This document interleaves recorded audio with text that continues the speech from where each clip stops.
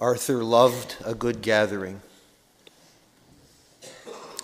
My thoughts about Arthur are subjective and personal, and I'm honored beyond expression to talk about him before you on this sad day. Hopefully what I'm about to say will resonate with you about the Arthur that you knew.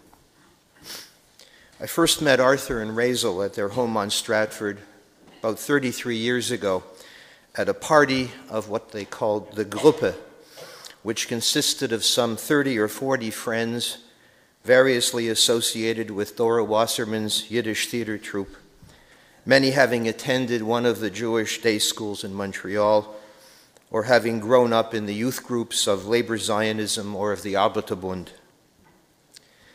My first impressions of Arthur were derived from several observations.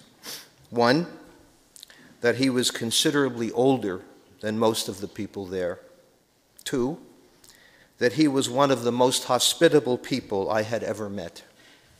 Three, that he both knew a lot about food in the way that a scholar knows a lot about the French or Russian revolutions, and that he loved preparing it, eating it, and above all, sharing it.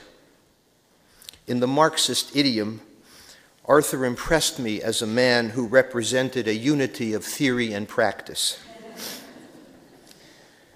But beyond his interest in food, I quickly learned that he was immersed in the world of ideas, and he relished intellectual discussions about matters in which he was expert, such as English literature and branches of linguistics, matters about which he claimed expertise, and matters about which he knew a smattering, but wanted to learn more from those who could teach him. Arthur O. Lovejoy, the historian of ideas, was one such teacher whose name he frequently mentioned. He had a sharp mind and was able to call one, as he often did, to account for some logical error, and he would give the Latin phrase for the particular error, or for some lack of empirical knowledge.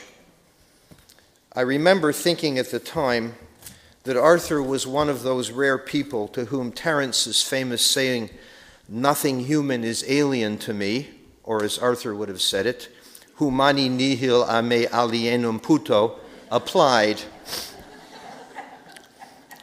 I later learned of the tragic losses in Arthur's life, of a young wife, a heroine in the Polish resistance, and of a young daughter. And I marveled at his ability to bounce back from this bitter adversity, to continue to provide for his children, Dorothy and Stephen, so that they could thrive and go on to establish their careers and families with Ed and Roseanne, respectively, to find love again with a beautiful and intelligent young woman, Rachel Fishman, with whom he introduced their darling Catherine, Chav, to the world. In the last few decades, he became a proud grandfather, eager to share the news and accomplishments of his Einiklach, Elizabeth and Philip, Ali and Marissa. He had set forth life unto the third generation. When I, too, tasted the bitterness of tragic loss, Arthur lent me his wisdom, his experience, his warning, and good advice. Arthur's counsel and resolve helped me to grieve and to move on with my life. It further sealed a bond between us. Arthur was closer in age to my father than to me, and I like to think that I developed a relationship with him that I would have had as an adult had my father survived into my adulthood. Arthur, as you have heard, was an educator. I did not know him as a teacher in the formal sense, but I have met a number of his former students who have sung his praises as a pedagogue and a role model. I've heard many stories of his students who lost their way and through his intercession went on to succeed both scholastically and in their careers and family life. Arthur himself was proud of his students and liked to recount, for example, how Hugh Siegel became a conservative after having written a letter to John Diefenbaker and receiving a meaningful reply from the Prime Minister. and he was proud of Charles, or as Arthur called him, Charlie Krauthammer, whose politics Arthur once described as just to the right of Attila the Hun, for having accomplished so much, also in the face of adversity. Under Arthur's stewardship of Herzliya High School, the prestige of that institution grew. Arthur chose his staff carefully. There was the occasional story, and Arthur loved to tell stories many times over, about the staff at his school. And although there were stories that were somewhat illustrative of quirks, Arthur had a deep respect and admiration for the teachers under his watch. Several years ago, as was mentioned, Arthur was honored by a special testimonial dinner organized by his former students, who never forgot the impact that he made upon them as principal, teacher, counselor, and friend. Arthur had his own friends from youth, from his schools, from the army, from the neighborhood. He would often tell us of the gustatory prowess of Cousin Weak Eyes, whose eating capacity seemed to rival that of Kobayashi and Joey Chestnut decades earlier. He told of his friend Maxie Dankner, who had his motorcycle shot out from under him and who was missing in action on the battlefields of France, only to be discovered by a rabbi chaplain from Montreal in a field hospital. There was his friend from the army, Justino, whom I actually got to meet over dinner with Arthur in a restaurant in Hull about 15 years ago. There were stories about his parents, his aunts, uncles, and cousins, mostly in the United States. I recall the story that Arthur told about bringing a brisket to a relative south of the border on a train, the smell of which drove his fellow passengers wild with hunger. Arthur was a master of the shaggy dog story, and the stories seemed to get shaggier with age. How he loved to tell those stories. Arthur also had a keen group of friends in Toronto and Hamilton.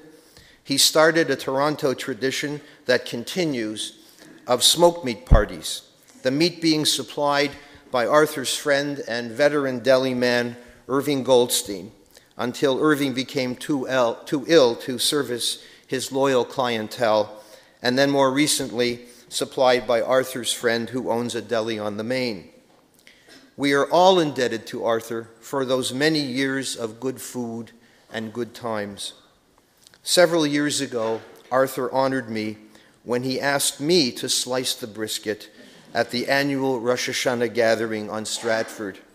A musical talent could not have been more thrilled at being given the nod by his teacher.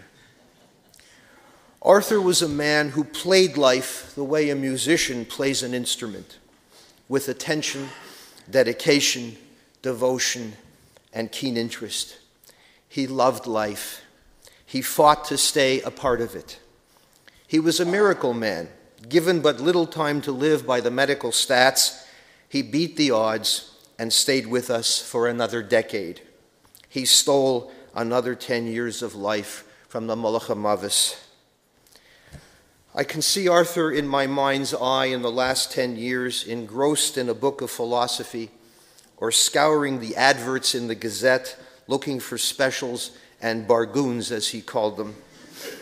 You were as likely to find him discoursing on the fine points of Old English during that time as relating the price of canned peaches in Erie or Plattsburgh. And I recall Arthur's sense of humor and his laugh. Arthur's laugh did not emerge ready-made from his oral cavity. It began in his belly, which first started to convulse, sending ripples through his chest and outward to his shoulders, and then, only then, to his larynx and pharynx, to emerge audibly as a kind of guffaw, or sometimes a high-pitched squeal. You could see Arthur laugh moments before you actually heard it. I saw Arthur about 3 weeks ago. It was our last meal together. I brought sandwiches from the Maine for Arthur, Razel, Chav, and myself. What good it did me to see Arthur demolish that sandwich. Just like old times, once more into the breach. Goodbye to you, my friend.